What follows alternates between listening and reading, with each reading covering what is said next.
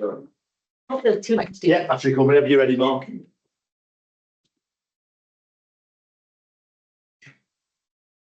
Good morning, everyone. So, hi, everyone. So, my presentation is about creating an interactive learning resource for sports studies. So, hopefully, my little clicker works. Was working. There we go. So, why an interactive learning resource? So, it boosts students' engagement. So, in sport, like I mentioned previously, I've got a lot of students who just want to go out on the football pitch and the sports hall. So, in the classroom, it's going to help these interactive elements capture attention and maintain interest throughout the lesson.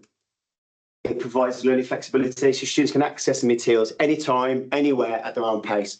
So what I've learned from these e-learning resources is I can do asynchronous, synchronous, I can do blended, I can put stuff on Classroom, they can do it in their own time.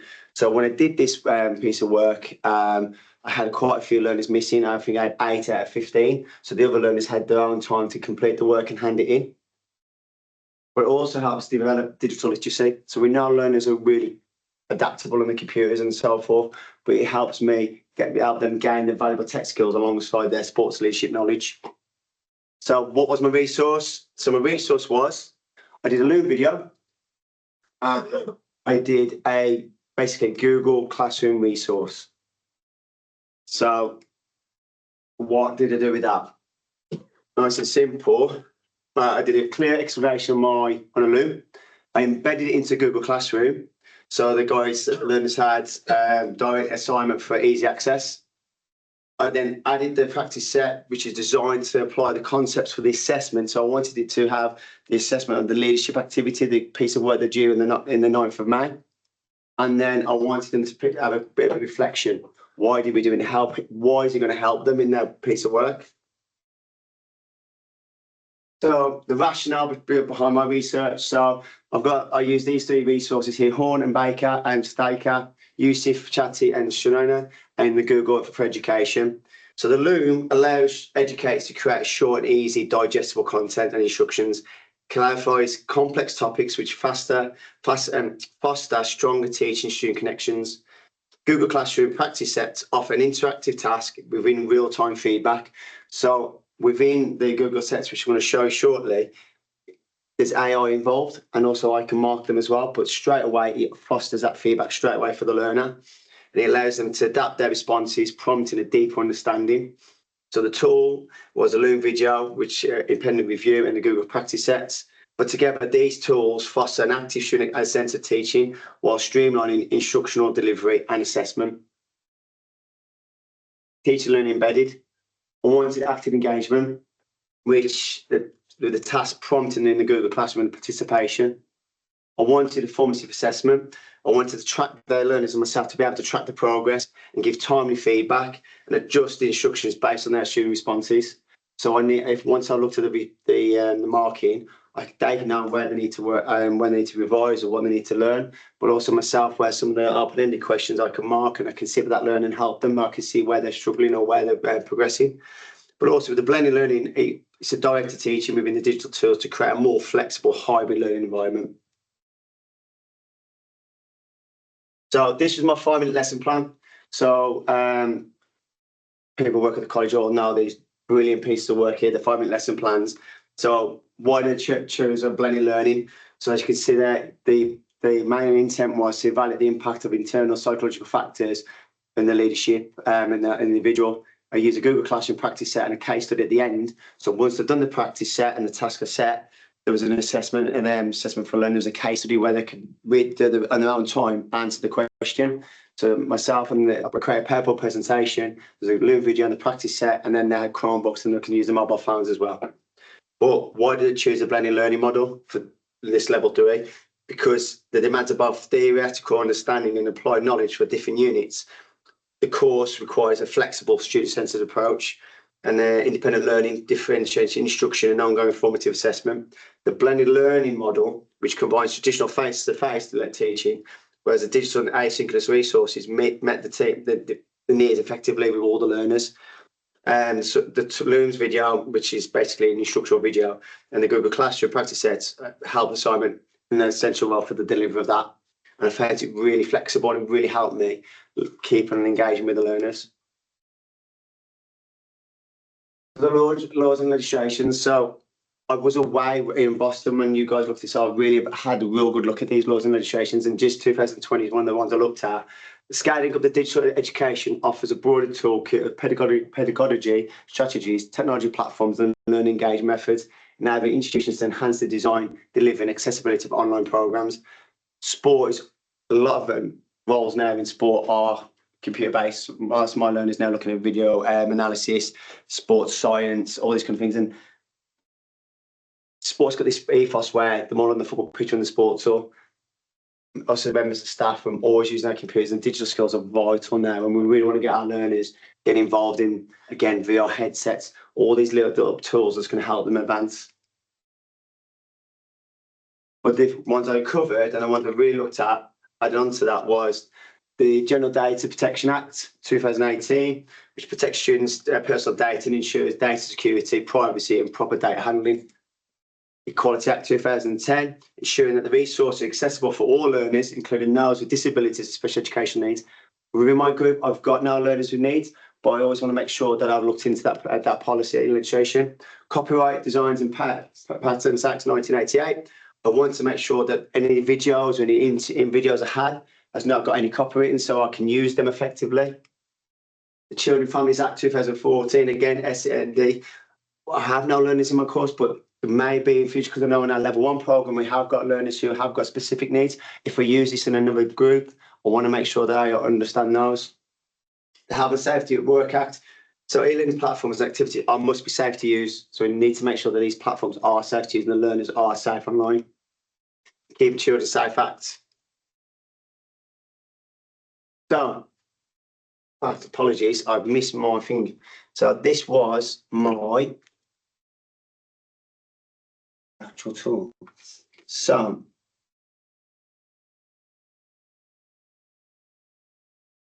how I set it up. I have it on my tabs, you can see.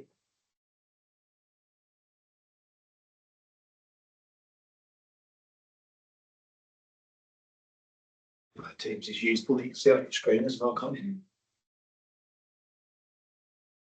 Here we go. So this is on their classroom. So it's year 1 will see, and I put the assignment on there. There's your noise. So it's on their unit. So they clicked on this, and I put the work on there, and the Loom video. And what they could see then is the instructional piece there, and the PowerPoint presentation that went with it had the lesson plan. So we had the important psychological factors when effective leadership, the 5-minute lesson plan. We also had the actual summary of the units of why we're doing this piece of work. The areas that I've taught, so I'm coming out part A and B, and this was the task at the end, which was on there. So they had to imagine they're coaching under 16s football team, the players lack confidence and struggling to communicate on the pitch. What leadership style would you use? So after they've done my practice set, that would hopefully help them answering that question. So the practice set itself was this.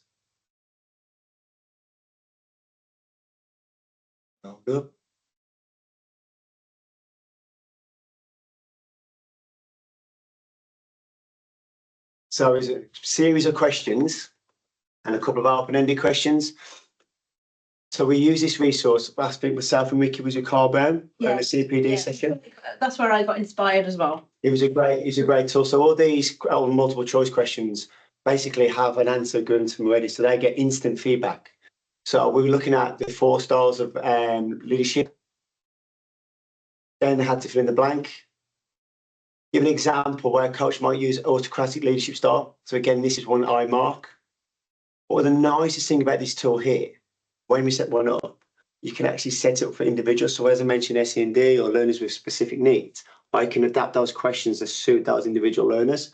When I looked at my learners in my class list, no one had particular needs, but if I saw someone struggling, I could put little keywords in there, hints, little videos. So when I look, you have audio. Yeah, you can have audio on there as well. So the one I use on Monday, which is a YouTube video, can have audio, but these can as well. But the nicest thing about it is you can set this individually for each person, but everyone's got the same. So once I've got the answers, and being the first time I've used it, it's really allowed me then to, as one of my last slides, get the feedback and really delve more into it. But it's a great tool because at the end, this is all marked and I can then use it as an assessment tool. So I know if they know the answer, they know it straight away. But these are the answers where I can see where my planning can move to the future. What I thought would nice is I've set one up for you guys to have a play. So to get it set up, I've had to open up a Google Classroom. So let's go back to my PowerPoint. So if you want to go into Google Classroom, just go into Google Classroom, put that code in. Right, what I have done, I'll actually open the classroom up for you so you can all see it. It's PGCE assessment. Do I add it? Add. Yes. So you just add classroom, and what I want to Join the class. just join the class, and that's the code there.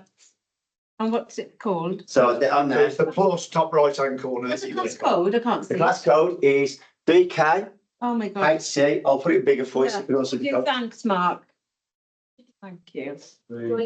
Yeah. H. So it's DKHC 5DZX, all lowercase. 3K. Hang on, Mark, that was a bit quick. Yeah. Apologies. 3K, HC, come on now. I'm gonna read the- DKHC Yes. 5DZX. And what I'll do, I'll archive this classroom after this. And what I'm going to do is I'm going to put on my feedback form at the end of this. So if you guys can see my feedback form, and that'd be brilliant. That's a Well good done. way. I like this. And if you click on the, basically, I put on a fun practice set on there, put it on yesterday. Mind you, I can't win again. Yeah. But if I do, it gets embarrassing, doesn't it, to be honest with you? So I'll have to get one wrong here.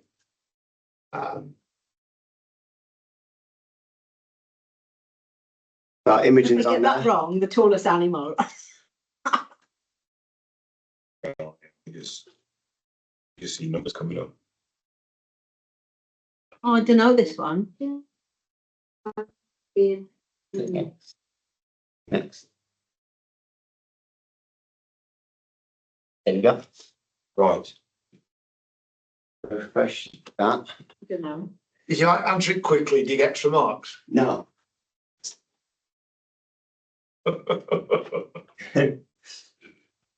Well, I think what's different is because what I've been using a lot of quizzes with the learners, and I think the learners get it. Oh my God, my But what daughter. I've got here, as you can see in the classroom now, I've got everyone on there. And what I can do is they can't see anyone else's score. So what's nice is it's down to them. So so it's individual, so they can't see where anyone's getting on. So for me, I can see how people's getting on. So You check insights then, that can. yeah. So I I'll think show you, because you'll give me answers. What, I've submitted it? I did it. am I okay? So what I'll do, is anyone happy for me to load theirs up? Vicky, you happy? Yeah, Yeah, go for Yeah, I it. did it. Yeah, I think I got one or two wrong, one wrong. I got them all right. Wrong. I got them all right. So the questions, guys, if you look into this, I won like pressure. Wasn't the high, my daughter would know about that. as you can see, artificial intelligence has marked this, so I can see, no one else can see this. Doesn't it? But I can see Ricky has got one wrong. So why is it touch up? But what I could have done at the bottom here, for the question, I can actually put a picture of a giraffe. They can actually put a video on there to actually explain more about all the history about a giraffe and all this kind of stuff. Well, I've used this for the first time. Again, I was away for 2 weeks and I came back. And because I did that CPD, I thought it was a great way where learners I can ask loads of questions, quick formative assessments where I can see where learners' understanding are the different things that we've taught. But for ourselves here, I can see again here, Ellie's got 5 out of 5. Jason just answered the first question, but again, it's in your own time. Refreshing. I'll refresh it.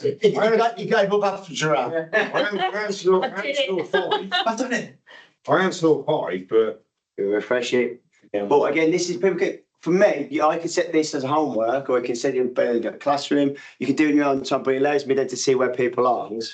But it's a great tool. And then after I did that lesson, what I did ask the learners to do for me I don't think is, I'll go back to my presentation. I asked the learners feedback. to fill in basically a Google form for me. So it had a series of questions on it, and yes or no, but also a bit of open-ended questions. So I wanted actual feedback because it's nice, isn't it? Sometimes it's easy for someone to be like, yes, no, maybe, I agree, and all this kind of stuff. But some of the nice things during feedback answer I had was the questions helped me test and remember my previous lessons. So I made sure the questions covered what we've already covered and helped their understanding because, again, I was away for 2 weeks. I like that I got instant feedback from my answers. They like the fact that the AI, they got their answers straight away with the multiple choice. It's helpful revision for their unit assignment. It helped me more confident about the topic before doing the real assessment, so that it helped them get themselves ready. The practice questions helped me spot what I need to revise. It was fun and interactive, way better than in the textbook, because again, learners just much rather be online rather than in the textbooks. I don't know why I put that one because we've never got textbooks at my lesson, but again, but my feedback from this, which I really want to show you, was I've really delved into this now with other lessons, so it's just going to be a one-off.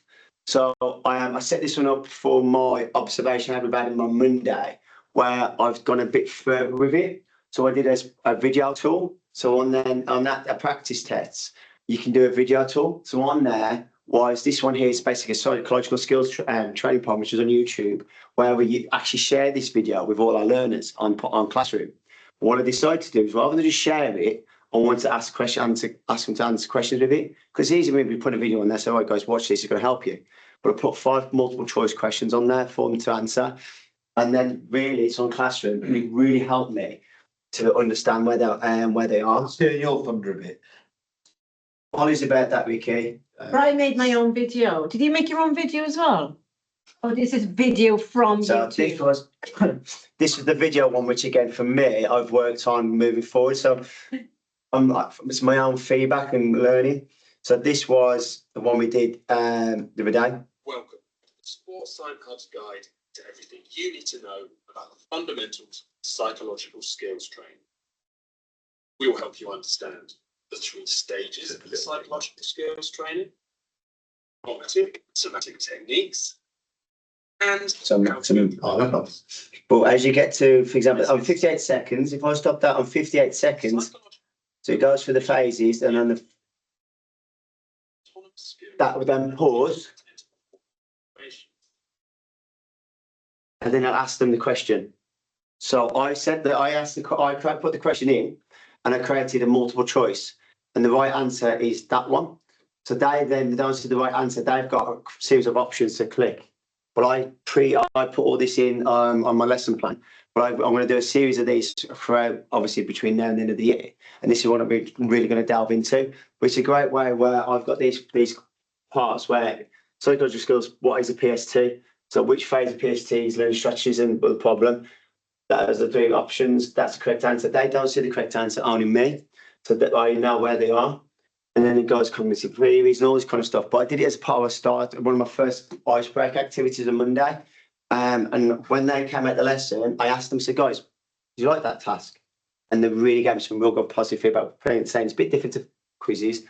And also we've got the headphones, because the issue with this is if you're all doing it at the same time in the video, you might be at different points. So make sure that we've got headphones. And again, digital day. I know now if I did a digital day, I can do something like this, and I can do a Loom video, which is a great tool. And I know they're going to get the work done. You know, with these stuff, do they have to answer the question, or can they just carry on with the video and not answer it? They have to answer the question. But they So can go back. can't press play without. No. Okay, so they can't cheat. They can go back, can't So they? what I did notice is, and one of the guys was quite clever, he put the link in on his mobile phone, so he's watching the video. But again, the question is answered after that part of the phrase. So it actually says it, and then he asks the question. So it's basically revising what they've just watched. So rather than putting a video, I could put a video on, they're just watching the video. Have you watched the video? Yeah.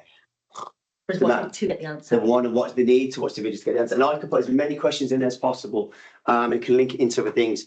But from my sports psychology one, I thought it was a great tool. But again, what I did that for is because it was a blended learning. That was my end task. Once they did that video, they had to then go on this task, and they had to then answer the question was the task set. So I've then since then marked all these for them, and I did that lesson on Thursday over Easter. So when they'll come back to me on Thursday, they've had this lesson, they've had the feedback, and we can go through. So when they're doing their piece of work, they know where they need to revise or where the little gaps are. Because I always say to the learners come into the room, I don't just passes, I want merits and distinctions. So this is where you are now, this is better if, and this is what next, and then know where they are. So rather than just putting a little quizzy on this classroom, I want to make sure it's a bit more open-ended and they can actually start giving me the answers. So I gave them a spreadsheet, an answer to that. And The last slide from me, guys, is my references. As you can see, there's quite a few on there because I've done a lot of reading since I was away. And are there any questions? Really well done. No, Well done. excellent one. I got the recording.